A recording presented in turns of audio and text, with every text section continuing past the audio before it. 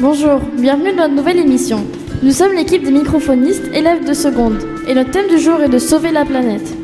On va commencer avec Khadija qui va nous présenter les causes et les origines du réchauffement climatique. Bonjour Khadija. Bonjour Myriam. Les déchets gazeux rejetés par les usines, la pêche industrielle qui affecte certains types de poissons qui participent dans l'écosystème sont les causes du réchauffement climatique. Le CO2 est le gaz à effet de serre le plus produit par les activités humaines.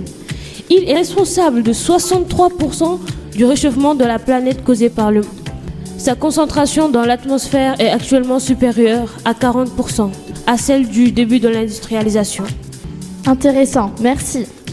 Pour la deuxième chronique, Kitoun va nous exposer les conséquences du réchauffement climatique.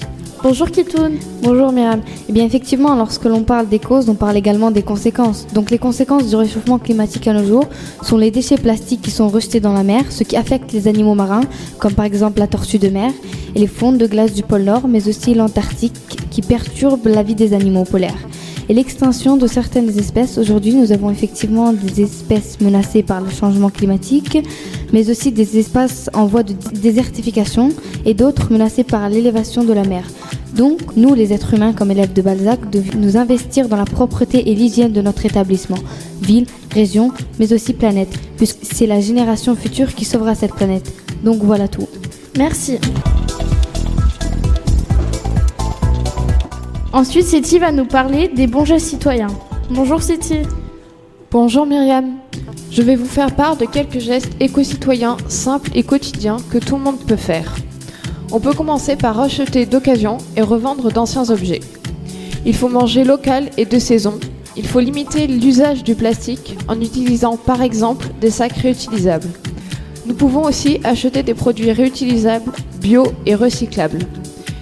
Il faut favoriser les transports en commun et les trajets à pied ou à vélo. Il ne faut pas oublier d'économiser l'eau et l'électricité.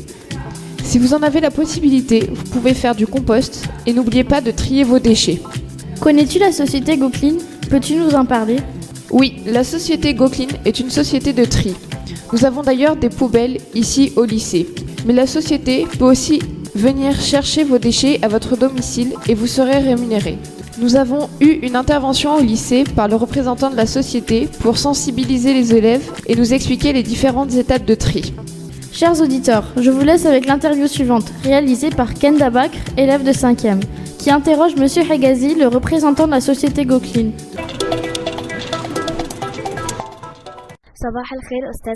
Bonjour Monsieur Hegazi, bienvenue au lycée international Balzac.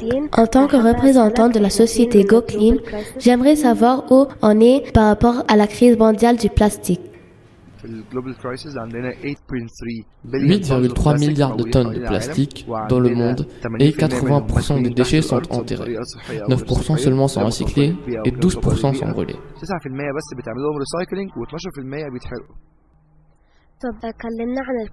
Pourriez-vous nous parler de la crise du plastique en Égypte?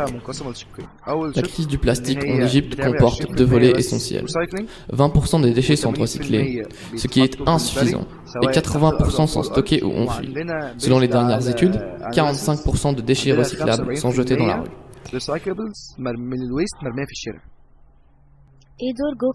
Quel rôle GoClean joue pour résoudre ce problème?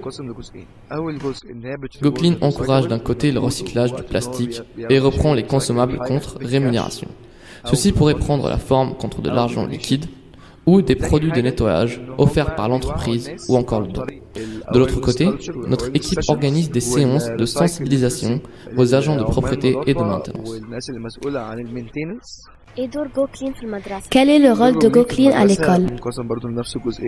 Notre mission, c'est de sensibiliser les élèves, les professeurs et tout le personnel de l'école sur le principe du recyclage des déchets et comment trier ces déchets à travers des séances de formation. Nous tâchons à collecter nous-mêmes les déchets de l'école pour assurer ainsi le transfert de ces recyclables vers des usines bien reconnues qui respectent les critères demandés. Il est à noter qu'une partie de ces déchets sont aussi exportés vers l'Europe suite à certains accords conclus. Merci.